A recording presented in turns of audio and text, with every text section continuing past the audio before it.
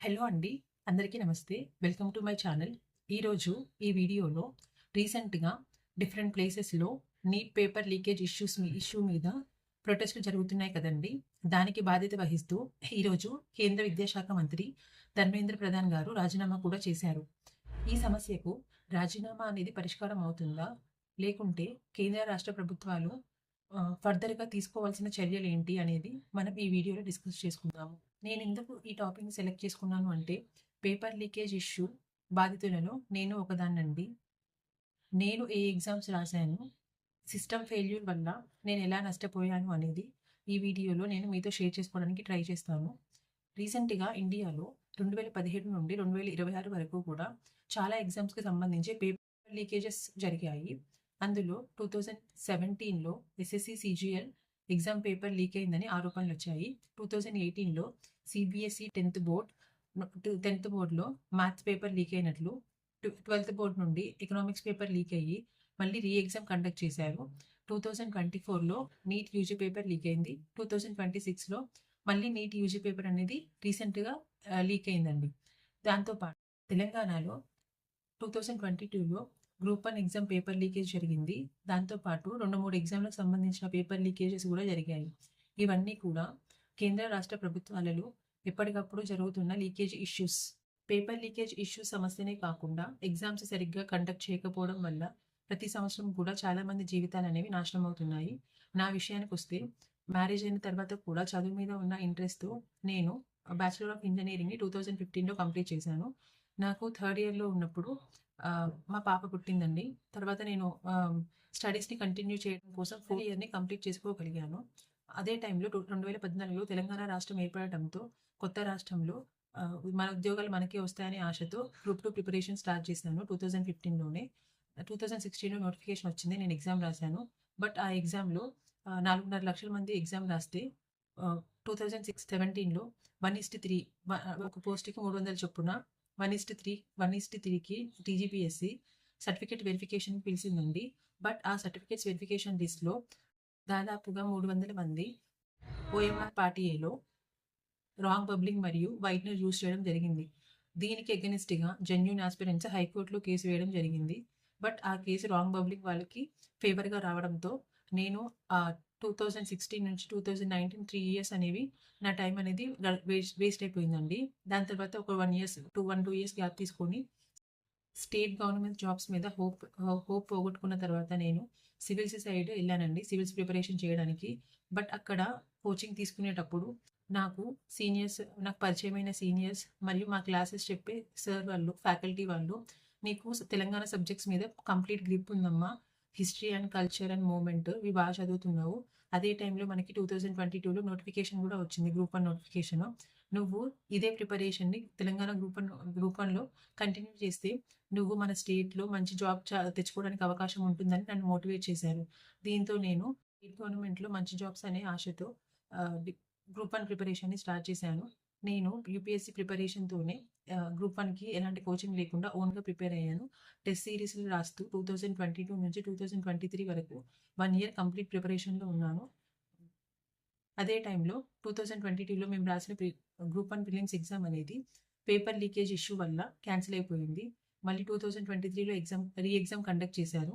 But ఆ exam కూడా exam సెంటర్స్‌లో బయోమెట్రిక్‌ని సరిగ్గా తీసుకోలేదు అనే కారణంతో దాన్ని హైకోర్ట్ అనేది ఎగ్జామ్ 2024లో గ్రూప్ 1 నోటిఫికేషన్ అనేది ప్రీవియస్ నోటిఫికేషన్స్ క్యాన్సిల్ అయ్యి కొత్త నోటిఫికేషన్ వచ్చింది. మళ్ళీ ప్రిలిమ్స్‌ని కండక్ట్ చేశారు. అంటే థర్డ్ టైమ్ ప్రిలిమ్స్ కండక్ట్ చేశారు. బట్ అది కూడా రాశాను నేను. రాసి ప్రిలిమ్స్ క్వాలిఫై అయ్యి మెయిన్స్‌కి సెలెక్ట్ అయ్యాను. అప్పుడు ఆ టైంలోనే మా హస్బెండ్‌కి ముంబైకి ట్రాన్స్‌ఫర్ వచ్చిందండి. ముంబైకి ట్రాన్స్‌ఫర్ రావడము, మేము ఇక్కడికి షిఫ్ట్ అవ్వడము. నాకప్పుడు 3 మంత్స్ బాబు ఉన్నాడు. అయినా అత్తమ్మ వాళ్ళని మేనేజ్ చేయమని చెప్పి వాళ్ళని రిక్వెస్ట్ చేసుకొని పిల్లల దగ్గర వాళ్ళ నుంచి నేను మా పేరెంట్స్ దగ్గర ఉండి ఊర్లో 4-5 మంత్స్ వరకి చిన్న బాబుని పెట్టుకొని కష్టపడి చదివాను. బట్ అంతకుముందు 2 ఇయర్స్ ప్రిపరేషన్ ఏదైతే మనం సీరియస్‌గా చేశామో ఆన్సర్ రైటింగ్ డైలీ 10-15 అవర్స్ చదివేదండి ఆ టైంలో. అది అది అనేది నేను ఇప్పుడు బాబు ఉండడం వల్ల అది మేనేజ్ చేయలేకపోయాను. అయినా కూడా నాకు వీలైనంత వరకు చదివి బానే రాశాను. నాకు ఎగ్జామ్‌లో 384 మార్క్స్ వచ్చాయండి. ఏదో ఒక లీస్ట్ పోస్ట్ అయినా వస్తుంది అని చెప్పి ఎక్స్‌పెక్ట్ చేశాను. బట్ నేను తెలుగు మీడియంలో ఎగ్జామ్ రాశాను. అయితే అక్కడ ఎగ్జామ్ మీడియం కూడా కాంట్రోవర్సీ అయింది.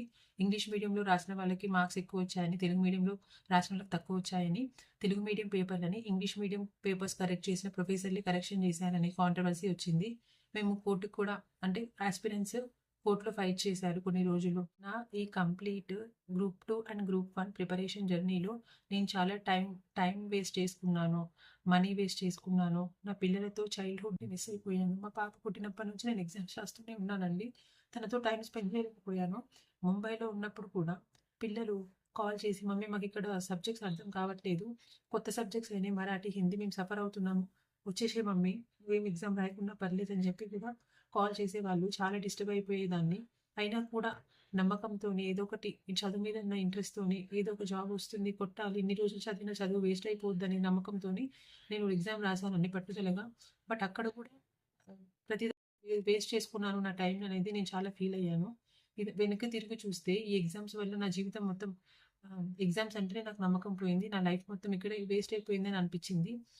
ఇదంతా కూడా యాస్ ఎ యాస్పిరెంట్‌గా నేను ఎక్స్‌పీరియన్స్ చేసిన నా ఫెయిల్యూర్ స్టోరీ అండి. ఇప్పుడు ఈ ప్రొటెస్ట్‌ల విషయానికొస్తే సెంట్రల్ గవర్నమెంట్ స్పందిస్తూ నిన్న పేపర్ లీకేజెస్‌కి పాల్పడిన బాధ్యులకు 10,00,00,000 జరిమానాతో పాటు 10 సంవత్సరాల జైలు శిక్ష విధించాలని చెప్పి చట్టం చేయాలని నిర్ణయించుకుందండి. అలాగే మినిస్టర్ కూడా ఈరోజు రాజీనామా చేశారు. అయినా కూడా స్టూడెంట్స్ యొక్క టైము, మనీ, వాళ్ళ లైఫ్ వేస్ట్‌తో పోల్చుకుంటే ఇదనేది కంప్లీట్ జస్టిఫికేషన్ కాదండి. ఎగ్జామ్స్ అనేవి స్టూడెంట్స్ యొక్క జీవితాలకు సంబంధించినవండి. చిన్నప్పటి నుండి ఎంతో ఆశతో, ఎంతో ఇష్టంతో ఒక గోల్ పెట్టుకొని కష్టపడి చదివే వాళ్ళకి ఇవన్నీ కూడా తీసుకొచ్చిన చట్టాలైనా, చేసిన రాజీనామాలైనా కూడా జస్టిఫై చేయవు. అసలు పొరపాటు లేకుండా, అనుమానాలకు తావు లేకుండానే ఎగ్జామ్స్‌ని కండక్ట్ చేసినట్లయితే విద్యార్థులకు కూడా నమ్మకం ఏర్పడి ఒకవేళ అందులో సక్సెస్ కాలేకపోతే వేరే ఏదో ఒక ఆల్టర్‌నేట్‌ని అంటే బిజినెస్ చేయడమో, వాళ్ళకి నచ్చిన ఫీల్డ్‌లో సెటిల్ అయిపోవడమో చేస్తుంటారు. ఎగ్జామ్స్ అనేవి ఫెయిర్ అండ్ ట్రాన్స్‌పరెంట్‌గా జరగటమే నిజమైన జస్టిఫికేషన్‌కి నిదర్శనమండి. లేకుంటే రాబోయే కాలంలో మన పిల్లలు కూడా ఇలా టైమ్ వేస్ట్ చేసుకుంటూ వాళ్ళ జీవితాలను కోల్పోతారు. కావున ఇది నా ఎక్స్‌పీరియన్స్ వల్ల నేను నేర్చుకున్న విషయాన్ని మీతో షేర్ చేసుకున్నానండి. యాస్ ఎ యాస్పిరెంట్‌గా నేను ఎలాంటి ఇష్యూస్ ఫేస్ చేశాను అనేది ఈ వీడియోలో మీతో చెప్పాను. మీలో ఎవరైనా గవర్నమెంట్ ఎగ్జామ్స్‌కి అటెండ్ అయిన అభ్యర్థులు ఉన్నట్లయితే, మీరు ఎలా మీ మనీని, టైమ్‌ని వేస్ట్ చేసుకున్నారనే విషయాన్ని మీరు నాకు కామెంట్ రూపంలో తెలియజేయండి. ఈ వీడియో మీకు నచ్చినట్లయితే మన ఛానల్‌కి సబ్స్క్రైబ్ చేసుకొని సపోర్ట్ చేయండి. Thank you.